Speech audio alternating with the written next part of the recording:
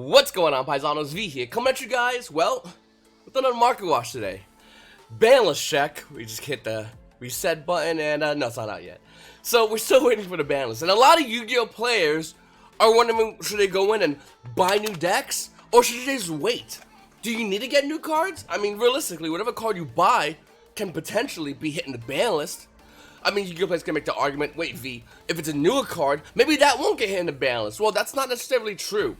With the new Megatins, Konami has historically released cards in the Megatins, and then went on to hit them on the next banlist. So, not even the cards recently coming out in the new Megatins are safe. That might be a reason why Konami's taking their time releasing this banlist, because it could be hitting cards on that Megatin, which obviously impact the sales of cards on the Megatin. Looking at it, Red Eye Shark Dragoon is roughly around $43 with a $48 market price, and I'm not saying it's really going down, I'm just saying it's stabilizing. I think this card definitely has potential to go up higher in value, but depends on, well, the meta and what happens to it. In fact, Red Eye Shark Dragoon Dragon is still a card that I realistically think it's going to be a one-off. And that might impact the price point moving forward. Unlike Nibiru and Dark Ruler No More cards, which were promotional cards in the Megatins, they exponentially increased. Red Eye Dark Dragoon, I would say Dark Dragoon Dragon, has not. Guys, if you're new to the channel, please make sure to subscribe, hit the like button, and comment down below. If you want to support the channel, click on the TCG player link in the description. And if you want to see me on Twitch, go ahead and click in the description for the Twitch, and check out my live streams. I try new decks every day, just about, on my Twitch live stream, and I try to learn them and be good at them, whether it's meta, or Team 1.5, Tier 2, or just filthy casual decks. I play them on live streams, maybe even gold format decks. So go ahead and hop on my Twitch. And like I said, guys, definitely subscribe. And if you're new to the channel, please make sure to check out all the links I have in the description. Guys, the common question of the day, what are you doing right now in the game? I mean, realistically, are you playing GOATs? Are you just going, I'm not playing Yu-Gi-Oh at all? Are you playing Duel Links? Ugh. Are you looking at your casual decks? Are you max raring old cards and decks that you don't think will be hit? Or are you just working on your current competitive meta deck? Leave a comment down below. I'm doing almost everything, except Duel Links. I'm not doing Duel Links. But everything else I'm doing. I'm working on all kinds of things for the game, and I don't know, it's really hard to not get involved, even though we don't have physical tournaments. I think remote duels is definitely going to be what we're going to be used to for a while moving forward. And if you're interested in that, I actually have a remote duel video. Looking where else is going to be in the Megatins though, Pot of Extravagance actually rising a bit, holding a $20 market price. And of course it is, it's a 3-of. If you need Pot of Extravagance, it's still going to be just as hard to get as the other Prismatic Secret Rares as far as its ratio, but it's a 3-of, and that separates it from other cards, like the next most expensive card in the Megatin, which is Borneo Savage Dragon being a $14 card. Appaloosa being an ultra rare, still at $11. I think this is going to be dropping, to be honest with you. And IP Masquerena being $10. All of these three are 1-ofs, so not maintaining a high value. But if you have a 3-of, well, like Pot of Extravagance, it's going to. Hopefully this is a lesson for Konami moving forward that if you want to make another reprint set, make your 3-ofs the cards that are a little bit hard to get, the 1-ofs easier to get. It would just make more sense. I mean, even Super Rare Phantasme, if you want it as a 3-of, it's $3 for a Super Rare. Then we have Starlight C3 being $3 and the rest going down. Guys, I think the Megatins are, value-wise, not really that good front end. I do think there's a chance for value moving forward in the future. Cards like Crackdown, I think is the biggest sleeper card in the Megatin. Let me just talk to you about this for 2 seconds. Any card that says, I take your monster, has either been severely limited, banned, or just outright not usable as Yu-Gi-Oh! Has progressed beyond it. I mean, think about it. Snatch Shield, Change of Hearts, Widow Anchor, anything that says, take your opponent's monster, but don't go crazy, but take it, has been hit in this game. Mind Control. Looking at Crackdown, it's currently $2 as a Prismatic Secret Rare. Yes, it's a trap card, but it's a 3-of. Like, come on, man. It's insane. They hit all these other cards, but we have Crackdown at 3. And if the new ban list comes and Crackdown's not on that new ban list, you can be damn sure this card is going to be the future of competitive Yu-Gi-Oh! I think as the meta gets a little bit slower, and I'm predicting the meta's going to get a little bit slower, not this first turn on the board, and you'll get pointed like, can you stop this? If they go yes, then you go, okay, next game. None of that. Or this mid-range thing we're kind of seeing with Alot, which is a weird mid-range variant. I think that might be a thing moving forward, but I think it might be incorporating cards like Crackdown or other great cards the minute we see more mid-range decks than these heavy combo decks that can somehow play around Nibiru. Good release, Konami. Looking at Crackdown, I really do feel like it's a good card. I feel like a lot of Yu-Gi-Oh players are not looking at it right now, because why would you want to look at this card in a format in which Yu-Gi-Oh players don't necessarily want to care about traps? There's no reason to care about traps right now. Yet. Because you got Pot of Dragons, you got Borderlands Savage Dragon, you got all these other cards, but Crackdown's the main sleeper card. Everyone kind of forgot about that. I take your monster dot cards. Think about it. Find me one that's been out.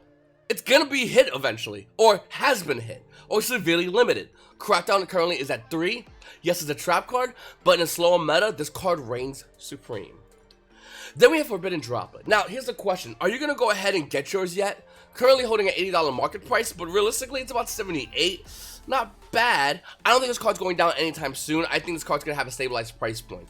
The only way I can see this card maybe going down if the meta shifts to the point where we see something like, I'm going to go back to Max C, but if Max C was to be out, and Yu-Gi-Oh players are not going to be needing Forbidden Droplet at 3, they'll instead need at 2 because they have Max C to help them find a Forbidden Droplet, so when they start their turn, the whole board the opponent dedicated to can be hit with that card. That's like the only way I can see the path of Forbidden Droplet lowering a little bit in price point.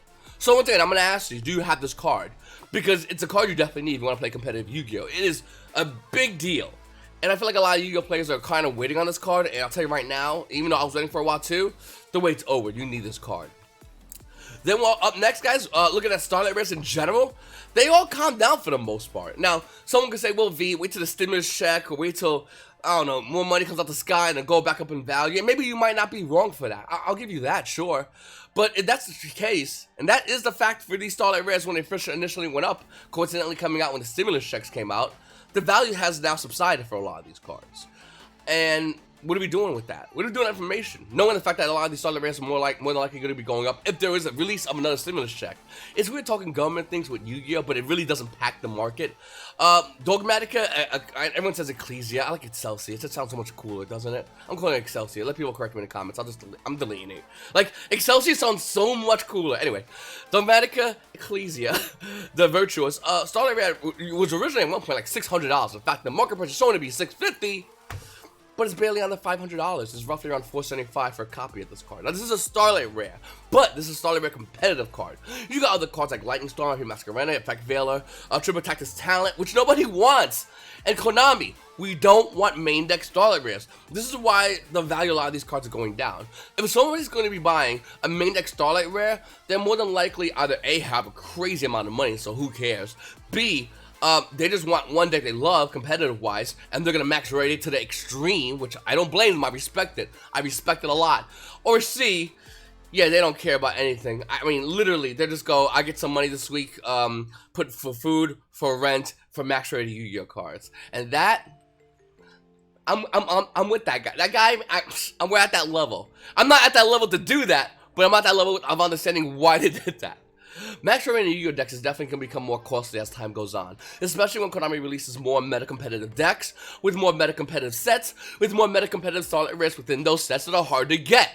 So, just want to throw that out there. Do not be surprised as time moves on if you go to a Yu-Gi-Oh event, whenever you do go to a Yu-Gi-Oh event, or if you do remote duels, and someone's sitting in there with a max rated Starlight rare deck. Is it insane? Yeah. Is it worth doing it?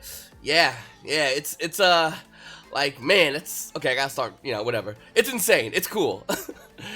Moving forward, guys, we have Magician's Souls. The card is only realistically seen play in Alot. That's it. That's all it's seen playing. And because of the fact that it's seen playing there, Magician's Soul with a $94 market price is roughly around $94 to $95. Now, I mean, that makes sense to me because even though I don't like this card for its value, I think it desperately needs a reprint. The card went down in value when it was an unlimited version, and Alot was kind of playing with this card. The fact that Alot being a tier 1 deck right now in the game is using Magician's Souls, if you're looking to play Alot, you need Magician's Souls. Think about it. 3 Magician's Souls, 2 Alots, the Golden Lord, on average, about $500. And then you gotta fix up the next one, your 35s, and then your 15 and 15s. That's literally Yu-Gi-Oh! For Alot players. Good times. So, I want to build Dragon Maze for the funsies, but I don't want to pay I want to waifu tax evade. How can I waifu tax evasion? Well, look at that Kitchen Dragon Maid. In fact, more importantly, looking at the Megatons, we're starting to see subsets being reprinted. Konami's doing it, obviously, to dilute the set to make it hard to get cards, so you gotta buy more Megatons. Alright, I see what you did there, Konami. Well, look moving forward in the game, I think Konami's going to continue to do this with more subsets. maybe even Mystic Fighters. And there's going to be a chance we're going to see cards like Kitchen Dragon Maid getting a reprint. So if you want to tax evade the waifu $45 Kitchen Dragon Maid, let you play $45, Neiman also is almost near $46. Just wait. Patience will allow you to tax evade. Obviously, you don't have to buy whatever rarity the reprinted version comes out as, but when the reprinted version comes out, it's obviously going to lower the price point of Kitchen Dragon Maid Secret Rare, and that's when you go in case you want the highest rarity version of this deck. Which, hey, I don't blame you, I guess. Then we have Prank Kids. I know I talked about this deck not long ago. Just want to remind you guys, it's tier 1 in the OCG. Here in TCG, it's a joke. Literally, a prank, some might say. Listen, I think Prank Kids is definitely something a lot of people are sleeping on right now. Look around. Do you know what they do? Go ask your buddies. Do they know what they do? When the Link 1 comes out, this deck becomes Zodiac. You're going to learn what it does. Do you want to learn the easy way or the hard way? The choice is yours. But it's going to happen. It's inevitable that this deck's going to come into the game just smacking people. So once again, Prank Kids plays $9. Doodle Doodle's $3 and everything else is underneath that. This is a very cheap deck core that once it gets to Link 1 will be a very real meta deck. Night and day difference. I'm just gonna throw it out there for you guys. It kind of reminds me of like Spirals. Before Spirals got their broken Link monster, someone played Spirals and you like laughed and you're like, look at this guy. I get it, you like James Bond. It's good, yeah, they're good movies. No, it's good times. And then they got their Link monster and you're like, what the hell? You are James Bond. It's kind of like that with Prank Kids. Like, they're a joke right now. Everyone looks at them and goes, oh, look at this guy with Prank Kids. But then they actually start playing with the new Link 1, and it's like, wait a minute. This is Zodiac. Just named differently. Up next, we have Infernova Knights. This is a deck core I kind of want to get right now. But why buy it? I mean, think about it. If Konami hits Infernova Knights, it can really limit the amount of play they have in the meta. And not for nothing, Infernova Knight players, I want to be on tier 1. I will play and mess around with Funzy decks. When I go to a Yu-Gi-Oh event, I put my big boy pants on, and I'm going to play a tier 1 deck. And I will say, Infernova Knights, right now, you are a big boy deck. You are tier 1. Can't nobody take that away from you. Here's the question. Will you remain after the ban list? Some of you might go, yeah, I will. All right, you gamble. I'm going to wait. Why buy a deck core, and then Konami Bands comes out and slaps it, and it just dies? It makes no sense. Unlike Prank Kids, which, man, Magic Konami was preemptively hit Prank Kids. That's like going to young Gohan and just smack him in the face while you can before he grows up or becomes Super Saiyan like 2. You're like, all right, I beat young Gohan. Like that's literally Piccolo just telling everybody how he slapped young Gohan around mountains just cause he can before Gohan realized he could go Super Saiyan and just absolutely body him. That's literally what I feel like Konami would do if they was preemptively hit Prank Kids. But we know already. With Infernova Knights, they are good. We know this already. This is a fact. No question about it. So what's going to happen? Obviously, it's going to hit in the ban list. Konami's, I don't think it's going to hit Renard. It might not hit Roland. It might not hit any of these cards you're looking at right now. But it's going to hit the deck. So what are you doing with that information? Are you really going to go ahead and buy Infernova Knights right now? I don't know. I'm going to wait on it. I want it. It looks really nice. But I'm going to wait on it. Also, Konami, if you're not going to hit Infernova Knights, we need you to make an Infernova Knight matte, because the artwork on these cards are insane. I mean, they look super cool. Okay. Next, Ghost Mode and Moonlit Chill. When this card first came out, I said it was going to go down in value. Didn't know how long it was going to go down in value, but it was going to go down in value. The card came out with a price point roughly around $38 to $40. Looking at Ghost Mode and Moonlit Chill out of Eternity Code with a $22 market price, it cost about $20. I will say, though, not a bad price point for the card. I think the main reason this card maintains any kind of value is because of the diminishing hype. I don't think this card's a bad card. I just think that there's other better hand traps in the game. I mean, the hand trap meta has shifted entirely. We got Ghost Ogre, you got Gamma, you got Ash, you got a Permanence. We don't have enough room for a 5th hand trap. The average ratio of deck that plays a good amount of hand traps is roughly around 12 cards. Where are you going to put Ghost Mode and Moonlit Chill? Would you even side it? So that's why this card's not seeing as much play. I still think it's a great card, but value-wise, it's probably going to be dropping more. Even though I think Yu-Gi-Oh players out there might want to consider picking this card up. Unless Konami reprints it, then yikes. Then we're going to have Water. So, we're going to have a ban list soon, and I'm not sure I have to remind you guys, maybe some of you guys are new to the channel, but I'll tell you like I'm telling everybody, every time there's a ban list, every time we just get a ban list, Yu-Gi-Oh players are scraping together a semblance of what a meta is, and Water players are going, oh, I'll just do Water things, and they're walking in there, as they do every single time since the deck came out, just shotgunning people in their face, literally like, oh, you don't know what your deck does? Alright, Full combo, shotgun in the face. Good game. Oh, you're still figuring out the deck? Oh, that's a pretty good deck. Sorry about the balance hit. Boom! Free win. Sign a slip. That's literally what Water has always been doing. And they're going to continue to do it more than likely to the end of time. This deck's not going away. Konami gave this deck one new card, and every Water player was like, oh, so we can play around Nibiru and still kill him? Thanks, Konami. I was really worried about the Nibiru for a second. Now I get to continue murdering everybody. Appreciate it. That's literally what Water does. So what I'm trying to say is, do you have Water? Because if you want some free wins, especially post new banlist, you're going to want to go with Water. This deck is a monster. It's a serial killer that wakes up every new banlist state. Literally, the weekend after banlist, the serial killer that is a Water deck or Water deck player just goes on a rampage. I know I've been saying this for like every banlist, but every time I say it, it just starts to smile on my face because I can just imagine Water players going, huh? What? New banlist? Alright, time to get my invite. And they do.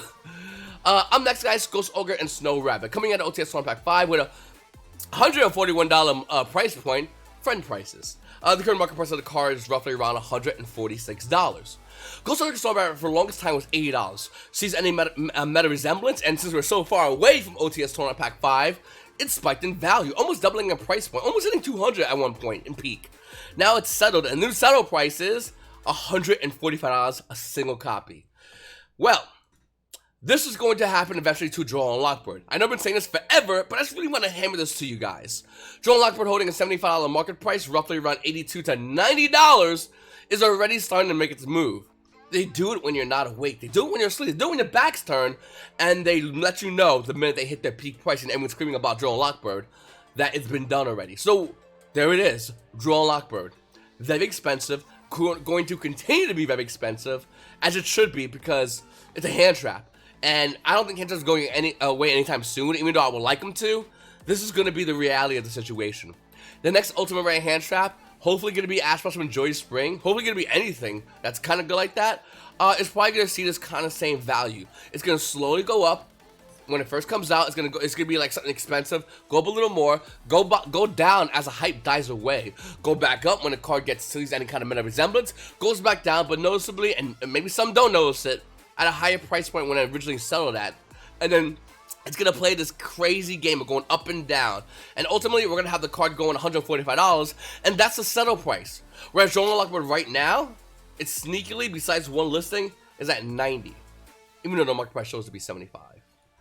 So I need your help for a quick second. I'm looking to play Goats. Well, obviously we've been playing Goats, but I'm looking to really max already a Goat deck out. I really need your help. Invasion and Chaos First Edition Blacklisted Soldier for Goats. Current market price of the card, by the way, is $26. It's not that. It's an old card. We know this already. It's $210. Do you play the original print Invasion and Chaos BLS?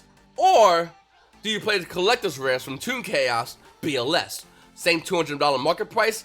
$180 unlimited, and first edition though, that's where it gets a little bit different, is roughly around $280.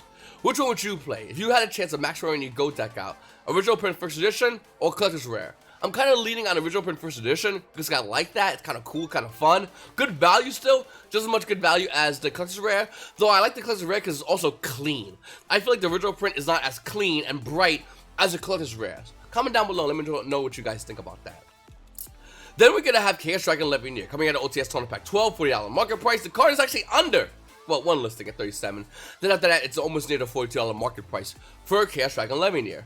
Just want to remind you again, this card's going to spike in value. This card's going to get bought out, everyone's going to freak out, and no one's going to know why. I'll tell you why. This card's broken, and Yu-Gi-Oh! Has always been a game of dragons and spellcasters. It's only a matter of time before Konami goes, you know what we need, boys? A new dragon deck. So everyone's gonna go, yay! And then we're gonna have a new tier 1 dragon deck. The Chaos Dragon Levineer is gonna slowly walk in and go, yeah, I'm gonna make this deck even better than what it normally is by just going into it and being played.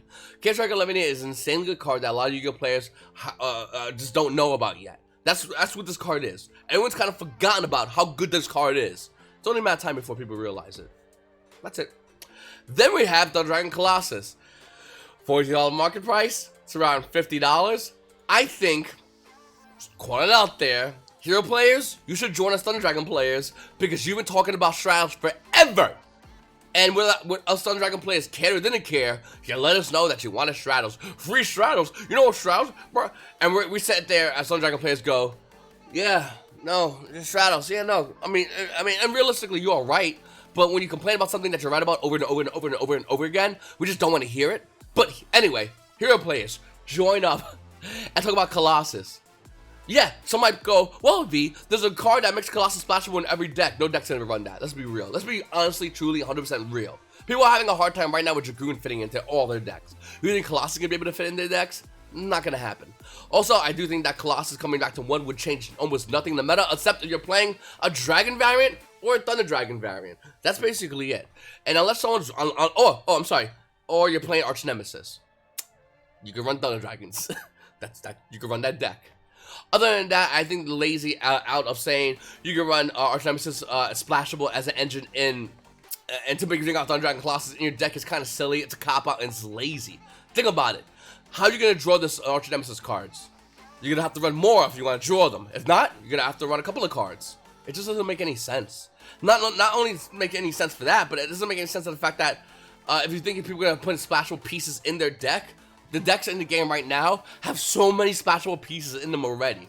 They're going to have to take away from some to add to some. It just, I don't get it. Maybe I'm wrong. Maybe Thunder Dragon Colossus is too good. I don't care at the end of the day. It goes to 1 because it needs to go to 1 for the current meta right now. The reason the meta is in a frenzy, and listen, I love this meta. It's a fun time. But we're going to be lying to ourselves if we're not saying this meta is in a frenzy. Like, you can go there, yeah, this meta's fine. $500 plus a 35 card deck for Elix. That's fine. That's a frenzy meta. Nah, I'm okay with that. Like, what? Thunder Dragon Colossus mediates a lot of crazy things. It just is what it is, you know? Man. Okay. Mecha Infinity Beast tokens are slowly being risen up in value, whether you know it or not. Originally coming out of OTS Opponent Pack 10, you got the Mega Raptor being $4, you got Dracosack being $6, you got Harrowlad being around $6 as well. They're just rising in value. And I didn't notice this until recently when I wanted to look for Mecha Phantom Beast tokens to see if there was other ones. Well, real quickly, there's Mecha Phantom Beast Red. Didn't even know that was a thing.